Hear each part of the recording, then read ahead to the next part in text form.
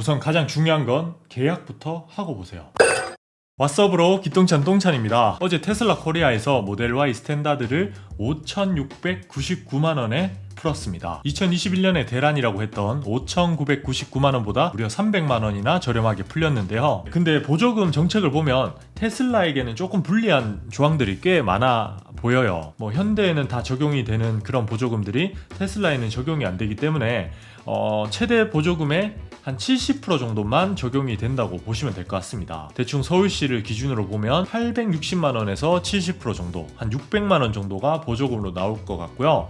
그래서 5,699만원에서 600만원 정도 빼면 5천만원 정도의 구매가 가능한 거죠. 스펙은 여기 보시는 것처럼 주행거리는 350km, 최고속도 217km로 나왔고요. 그리고 제로백은 6.9초가 나왔습니다. 다른 스펙들을 보면 299마력에 최고속도도 200km 넘게 가면 되잖아요. 충분한 스펙이라고 생각이 되고요. 근데 가장 문제가 되는 건 역시 350km의 주행 가능 거리입니다. 자세한 스펙표를 보면 복합 연비가 상온에서 350km까지 갈 수 있다고 나와 있습니다. 근데 상온에서 350km 정도면 제가 봤을 땐 크게 문제 있는 거리는 아니라고 봐요. 아마 요것보다 더 잘 나올 확률도 있을 겁니다. 날씨가 좋으면 한 10도에서 20도 그 사이에 적절한 온도라면 에어컨도 켜지 않고 주행해보면 한 400km 가까이 가지 않을까 이렇게 생각을 해요. 문제는 저온이죠. 여기 보시면 저온 도심에서 249km, 고속도로에서 312km라고 나오고요. 복합으론 277km. 전기차를 처음 타시는 분들은 잘 모르실 거기 때문에 제가 정확하게 설명해 드리면, 배터리 내구성을 위해서, 그러니까 열화를 방지하기 위해서 배터리 구간을 보통 20%에서 80% 구간을 많이 사용을 하게 됩니다. 350km를 갈 수 있는 모델 Y 스탠다드 같은 경우는 60%를 사용할 수 있게 되니까 대략 210km 정도를 탈 수 있게 되죠. 근데 배터리 그렇게 좀 하드하게 관리하긴 싫어, 대충 한 10에서 90%까지는 쓰고 싶다, 이렇게 쓰시는 분들도 있거든요. 그러면 한 80% 쓸 수 있으니까 계산해보죠. 350에 0.8이죠 280km를 갈 수 있습니다. 그러니까 상온에서는 그렇게 문제가 없죠. 출퇴근 거리가 평균 한 3-40km 되는 걸 생각하면 하루에 한 50km씩 써도 일주일에 한 번 정도 충전하면 되는 거죠, 상온에서. 근데 문제는 저온입니다. 277km라고 나오죠. 277. 근데 좀 하드하게 쓰시겠다, 배터리 관리를 좀 제대로 해보고 싶다, 이런 분들은 0.6이니까 166km 달릴 수 있고요. 277에 0.8을 하면 220km 정도를 달릴 수 있습니다. 그리고 도심으로 가면 더더욱 줄어들죠. 제가 타보면서 느낀 건데, 사람이 많이 타고 짐도 많이 싣고 다니게 되고 심각할 정도로 주행거리가 줄어들어요. 6.7도잖아요 영하. 물론 이것보다 더 추운 날은 크게 없지만 서울이나 강원 이쪽 북부지방으로 갈수록 배터리 관리가 좀 문제가 되고요. 그리고 타고 다니지 않을 때도 배터리가 줄어듭니다, 추우면. 그러니까 250km 탈 수 있다고 하지만 넉넉하게 그냥 80% 쓴다고 치고, 그냥 이래저래 쓴다고 하면 160km, 170km 정도 탈 수 있다고 보시면 되고요. 1에서 100%까지 그냥 하드하게 쓰겠다, 이런 분들은 한 230km 정도 탈 수 있을 것 같습니다. 이게 어떤 문제를 주냐면요, 장거리를 탈 때는 무조건 슈퍼차저가 있는 쪽으로 미리 계획을 짜셔야 된다는 거예요. 그러니까 저처럼 P 성향을 갖고 계신 분들은 여간 기차하는 게 아니고요.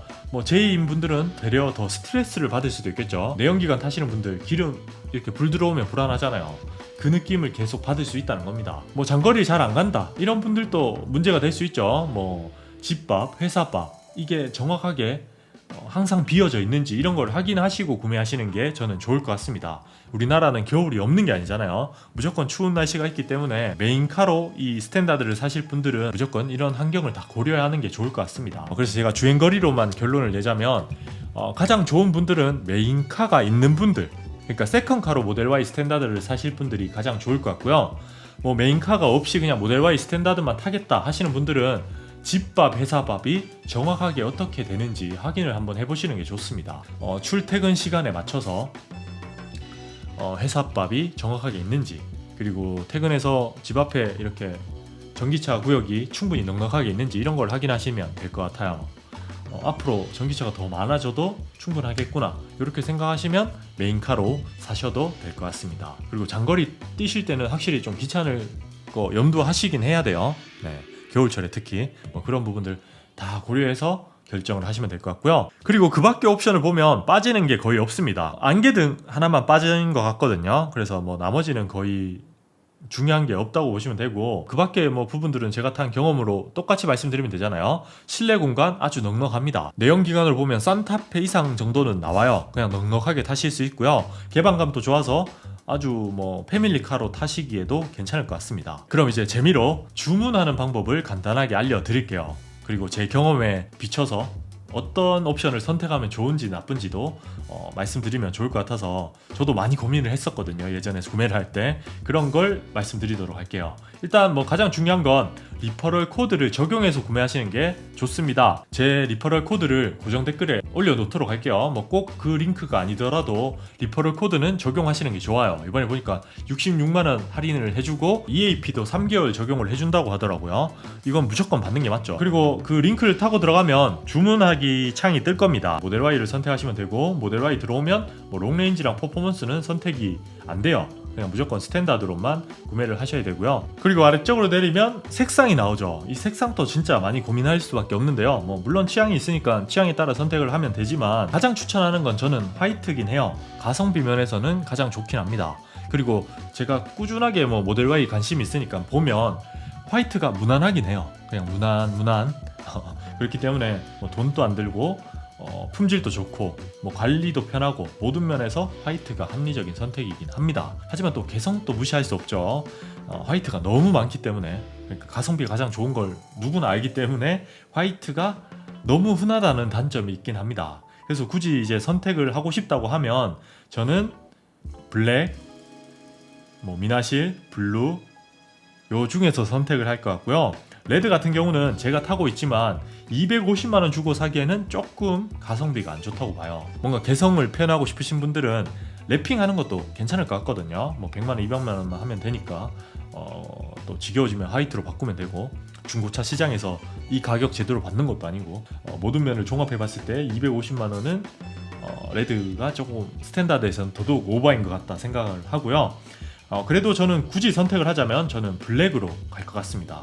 요즘 블랙이 아주 예쁘더라고요. 크롬 딜리트가 돼서 올 블랙의 그 깔맞춤이 아주 예쁩니다. 물론 관리가 힘들다는 단점이 있죠. 관리가 힘들다고 생각되는 분들은 미나실이나 블루로 가시면 될 것 같습니다. 그리고 다음은 휠이 나오는데요.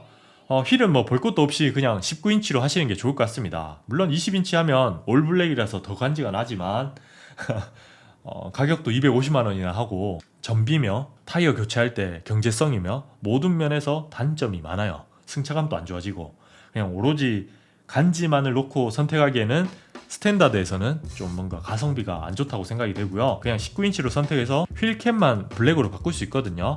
알리 들어가서 디자인 예쁜 걸로 교체해서 쓰시는 게 더 좋을 것 같습니다. 그리고 인테리어는 요건 취향에 따라 선택을 하시면 되는데, 화이트가 예쁜 건 맞습니다. 실제로 봐도 예쁘고 뭔가 공간도 더 넓어 보이고 조금 더 비싼 차 이런 느낌이 듭니다. 그래서 100만원 정도의 투자를 한다고 하면 저는 화이트 시트를 선택을 하게 될 것 같고요. 어떤 분들은 알리에서 시트를 사서 교체를 하면 된다 이렇게 말씀하시는 분들도 있는데, 그거는 에어백이랑 순정이랑 비교했을 때 일체감도 그냥 무조건 순정이 좋긴 하거든요. 20만원 들여서 그 시트 살 바에는 그냥 저는 120만원 주고 순정을 살 것 같습니다. 시트 같은 건 또 바꾸는 게 쉽지 않은 작업이기 때문에 그냥 처음에 100만원 투자하는 것도 나쁘지 않은 것 같아요. 그래서 화이트 꼭 하고 싶다 이런 분들은 화이트 선택하시는 게 좋을 것 같고요. 그냥 무난무난한 게 좋다. 그리고 오래 쓰다 보면 화이트는 아무래도 주름 같은 거 많이 보이고, 아무리 잘 닦인다고 해도 오염 같은 게 묻어날 수 있거든요. 그런 게 신경 쓰인다. 3, 4년 써도 그냥 새 차처럼 쓰고 싶다 이런 분들은 블랙을 하셔도 후회는 없습니다. 제가 블랙을 타고 있잖아요. 그냥 무난무난해요. 모든 게 무난하고 가격도 안 내도 되고, 저는 개인적으로 블랙도 괜찮은 선택이 되는 것 같습니다. 그리고 아래쪽에는 선택할 게 없고 이제 EAP랑 FSD가 남았는데요. 처음에 이거 추가 안 하는 게 맞아요. 이제 취득세 낼 때 이 추가된 금액을 더해서 취득세 7%를 산정하기 때문에 차가 출고되고 난 뒤에 선택하시면 되고요. 지금 국내에는 FSD와 EAP가 거의 똑같기 때문에 그냥 EAP 써보시고 이제 FSD 뭐 진짜 미래를 위한 투자 이렇게 선택하실 분들은 FSD 그때 추가하시면 될 것 같고, 그래서 이렇게 해서 결제를 하면 이제 8, 9월 중에 출고가 될 것 같다고 하네요. 아마 엄청 많은 물량을 들어올 자신이 있는 것 같습니다. 지금 10,000대 넘게 예약을 했는데도 8, 9월이라고 나오는 거 보면 올해 안에는 무조건 출고를 하겠다 이런 목표를 갖고 가격을 산정한 것 같으니까 빠르게 예약하시면 될 것 같습니다. 그리고 한 가지 더 알려드리면, 제 개인적으로 이제 모델 Y 스탠다드는 가성비는 테슬라 치고는 괜찮은 거 맞아요. 뭐 역대 최저가의 모델 Y가 맞잖아요. 차체 크기나 뭐 느낄 수 있는 공간감 이런 걸 다 종합하면 상품성이 좋은 건 맞다고 보는데, 겨울철에는 확실히 불편한 점이 있을 겁니다. 그런 부분들 다 환경적으로 다 따져보시고 구매하시면 될 것 같고, 뭐 다른 대안을 말씀드리면 이번에 폭스바겐 ID4도 굉장히 저렴하게 잘 출시가 되었거든요. 주행거리만 놓고 보면 400km 넘게 탈 수 있고 가격대도 보조금 이내로 나왔기 때문에 저는 가성비만 놓고 보면 폭스바겐의 ID4가 더 좋지 않나 생각을 합니다. 물론 뭐 테슬라의 그 FSD 뭐 그런 것들 다 따지면 테슬라도 괜찮은 선택이긴 하지만, 뭐 그냥 단순히 한 2, 3년 그 길게 봐서 한 5년 정도 타고 다닐 차를 저렴하게 사고 싶다 이런 분들은 폭스바겐의 ID4도 뭐 괜찮은 선택인 것 같습니다. 뭐 아이오닉도 나쁘지 않아요. 뭐 옵션 다 넣고 해도 뭐 5천만 원 뭐 이 정도에 살 수 있으니까 뭐 모델 Y 가격에 훨씬 더 마음 편하게 탈 수 있는 차니까 뭐 그런 부분도 다 고려하셔서 좋은 선택 하셨으면 좋겠습니다. 자, 오늘은 그럼 여기까지고요. 다음 시간에 저는 또 찾아뵙도록 할게요. 다음에 봐요. 똥봐.